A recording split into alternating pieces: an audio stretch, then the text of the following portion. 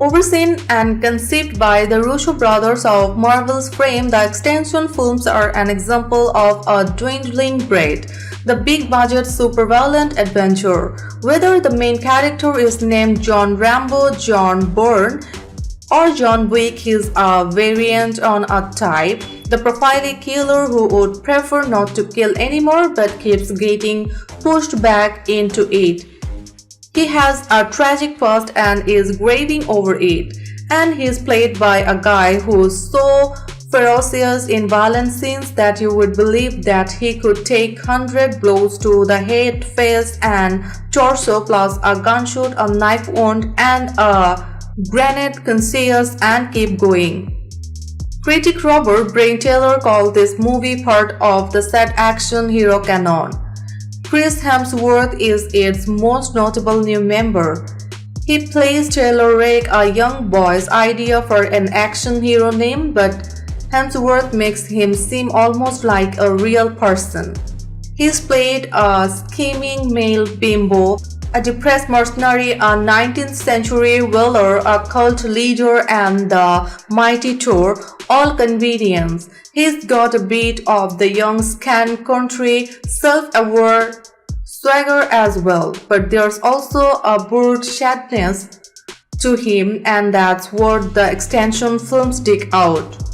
Taylor used to be a special forces soldier with the Australian Army. He chose to go to Afghanistan for yet another tour of duty while his son was battling an incredible disease and was not present when the boy died.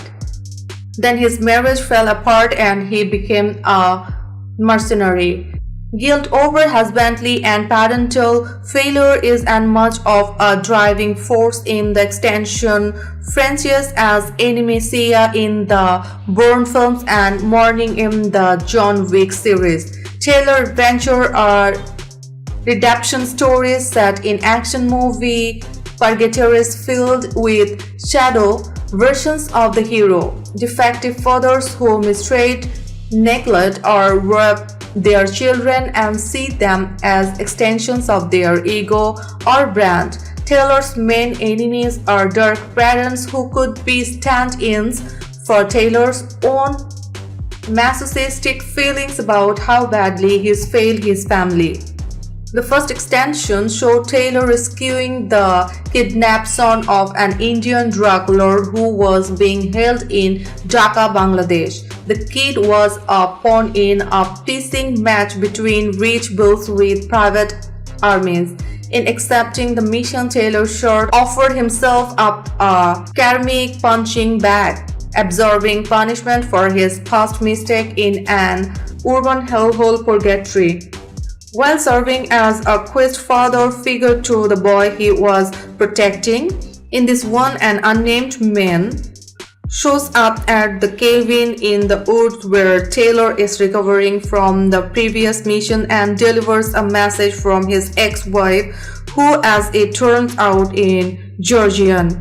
Her sister and her children are being held in a Georgian prison by her drug dealer husband David, who had the clout to get them assaulted with him.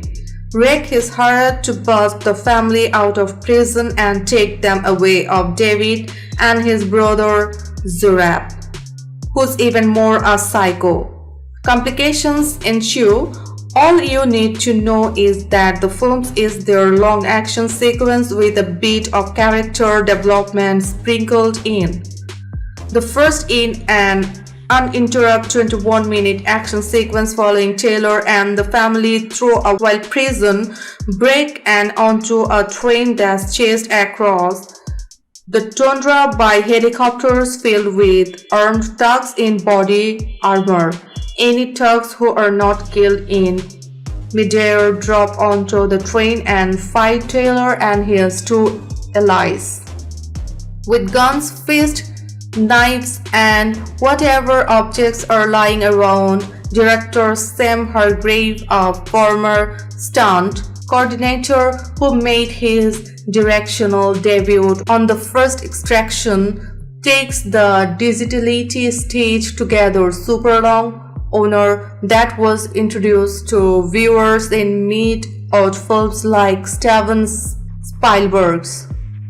Still, you might appreciate the serious attempts to anchor military-adjusted shoot-'em-up adventure in something like reality and give all of its major characters situations to play that are a step above the standard action film tropes.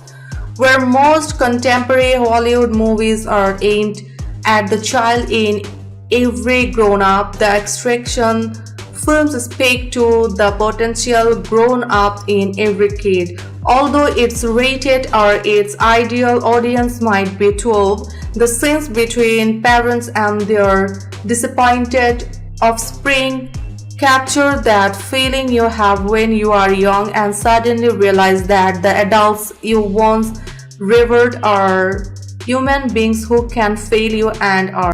I hope you all guys are enjoying the video. Give a like if you like the video, share with your friends, and don't forget to subscribe my YouTube channel to get more new videos.